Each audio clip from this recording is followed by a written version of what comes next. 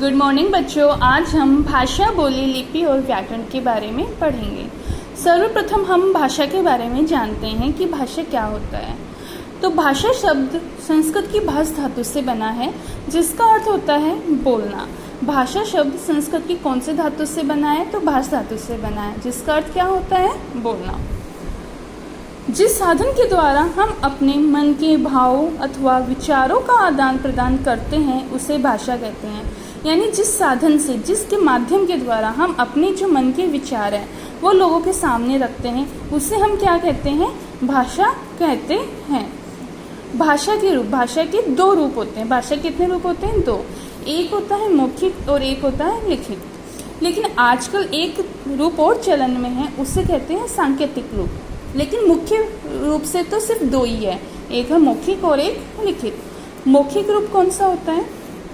भाषा के जिस रूप में एक व्यक्ति बोलकर अपने विचार दूसरों के सामने रखता है और दूसरा व्यक्ति उसको समझकर उसको सुनता है और समझता है, उसे मौखिक भाषा कहते हैं।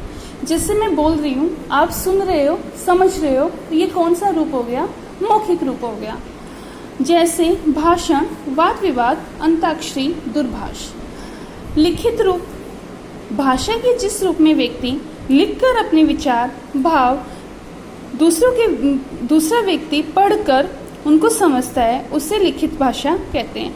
जैसे अब मेरे सामने ये लिखा हुआ है और आपके सामने भी ये लिखा हुआ है, आप अब इसको पढ़कर ग्रहण करोगे और फिर बोलोगे, आप अपनी अभ्यास पुस्तिका में इसको लिखोगे, तो ये कौन सा रूप हो गया? लिखित रूप हो गया।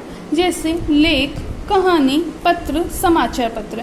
जैसे न्यूज़पेपर आता है, अपन न्यूज़पेपर सुबह सुबह पढ़ते हैं, तो वो कौन सा रूप है? लिखित रूप है, क्योंकि हम उसको क्या कर रहे हैं? पढ़ रहे हैं। लेकिन अगर दूसरा सामने बैठा है और हम उसमें से पढ़ के उसको सुना रहे हैं, तो कौन सा हो गया? मौखिक रूप हो गया। सांकेतिक भाषा। सांकेतिक भाषा क्या होती है? इशारों में बातें करना, यानी इशारे करके समझ जाना।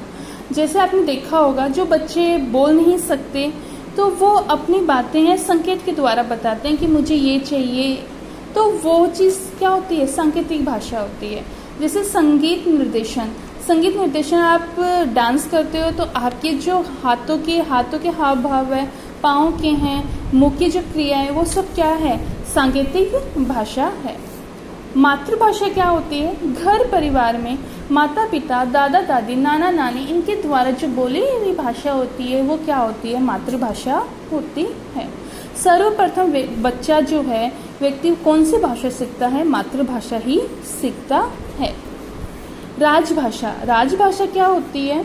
किसी भी देश की राजकाज, शासन के लिए स्वीकृत भाषा राजभाषा कहलाती है। यानी हमारे संविधान के अंदर जो भाषा लिखी हुई है, हमारा संविधान जिस भाषा में लिखा हुआ है, या हमारा जो कार्य है, हमारे जो संविधान का कार्य जिस भाषा में होता है, वही भाषा क्या होती है? राजभाषा होती है। 14 सितंबर 1949 को हिंदी को भारत की राजभाषा के रूप में मान्यता प्रदान की गई। कब की गई? 14 सितंबर को। और 14 सितंबर को अपन हिंदी दिवस भी मनाते हैं। अंडमान निकोबार में भी हिंदी को राजभाषा के रूप में मान्यता दी गई। कहाँ पर? अंडमान निकोबार में भी। फिजी में भी हिंदी को राजभाषा का दर्जा प्राप्त है। बच्चों, फिजी के बारे में आपको पता होना चाहिए कि फिजी द्वीप समूह गणराज्य है। ये दक्षिण प्रशांत महासागर के मेलानेशिया में एक द्वीप देश है। फिजी की राजधानी जो है वो सुवा है। जो फिजी की राजधानी कैपिटल है वो सुवा है। इसे छोटा भारत भी कहा जाता है। इसकी जो राजभाषा है वो भी हिंदी भी है। भारतीय संविधान में 22 भारतीय भाषाओं को मान्यता प्रदान की गई है। तो भारतीय संविधान में कितनी भाषाओं को मान्यता प्रदान की गई है? 22 भाषाओं को। हिंदी और संस्कृत विश्व की वैज्ञानिक भाषा है। इन्हें जैसा बोला जाता है वैसा ही लिखा जाता है। बोली और भाषा में अंतर। बोली क्या होती है? भाषा क्या होती है? बोली भाषा का अविकसित रूप है। बोली का प्रयोग भाषा की अपेक्षा सीमित क्षेत्र में होता है। बोली में बहुत अधिक लिखित साहित्य रचना नहीं की जाती। यानी 10 किलोमीटर या 5 किलोमीटर तक एक बोली बोलते हैं, उसके बाद बोली चेंज हो जाती है, जबकि भाषा नहीं बदलती है। बोली के अंदर क्या लोग गीत लिखे जाते हैं तो वो वहीं तक सीमित रहते हैं, उसी एरिया में रहते हैं। जैसे आपने गांव की औरतों को गीत गाते सुना होगा, उनकी खुद के द्वारा लिखित गीत होते हैं, वो बोली के अंतर्गत आते हैं, तो वो वहीं तक सीमित होते हैं, जबकि भाषा नहीं। लिपि क्या होता है? ध्वनियों को अंकित करने के लिए निश्चित किए गए चिन्हों को जो लिखने का ढंग जो होता है उसे लिपि कहते हैं। हिंदी भाषा की लिपि देवनागरी है। हिंदी भाषा की लिपि कौन सी है? देवनागरी। इसका विकास ब्राह्मी लिपि से हुआ है। इसका जो विकास है वो कौन सी लिपि से हुआ है? ब्राह्मी लिपि से 2 भाषाओं का और विकास हुआ है, वो है गुजराती और बंगला। जैसे हिंदी अपन लिखते हैं तो हिंदी में जो अक्षर निर्माण हुए हैं तो वो कौन सी लिपि से हुए हैं? देवनागरी लिपि से हुए हैं। एक तरफ मैंने भाषा लिखी है और एक तरफ मैंने लिपियाँ लिखी है। भाषा है संस्कृत, मराठी, हिंदी, नेपाली। ये कौन सी लिपि में लिखी हुई? देवनागरी लिपि में। उर्दू भाषा फारसी लिपि में, अंग्रेजी, फ्रेंच, रोमन में, पंजाबी भाषा गुरुमुखी लिपि में। बच्चों, हम साहित्य के बारे में पढ़ते हैं कि साहित्य क्या होता है। ज्ञान के लिखित संचित कोश को साहित्य कहते हैं, यानी जिसमें पूरा संचित कोश का मतलब होता है जिसके अंदर हम विचारों को लिखित रूप से संजो कर रखते हैं, अपने विचार लिख कर रखते हैं, उसे क्या कहते हैं? साहित्य कहते हैं। जैसे आप लोगों को डायरी लिखने का शौक होगा तो वो जब डायरी लिखते हो धीरे धीरे वो डायरी फिल होती जाती है और आपका एक साहित्य के रूप में वो बन जाती है।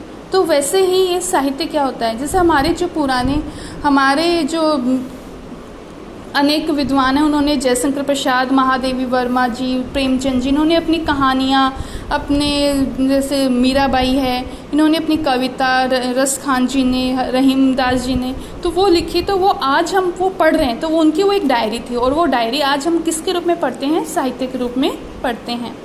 गद्य साहित्य क्या होता है? साहित्य 2 प्रकार के होते हैं, एक गद्य और एक पद्य। गद्य साहित्य के अंदर हम कहानी, निबंध, उपन्यास, लघु कथा पढ़ते हैं। गद्य साहित्य साधारण और सरल भाषा में होते हैं, और जबकि पद्य साहित्य होते हैं इसमें कविता, खंड काव्य, गीति काव्य पढ़ते हैं।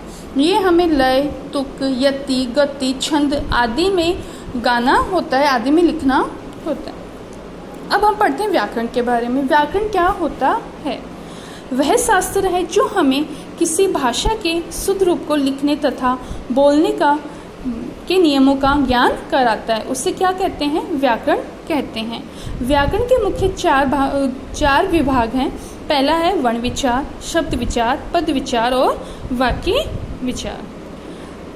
ओके बच्चों, अब आप लोगों को ये सारा मैटर, इनकी परिभाषा, इनके रूप, ये आपको अपनी अभ्यास पुस्तिका में लिखना है। ये आपका गृह कार्य है।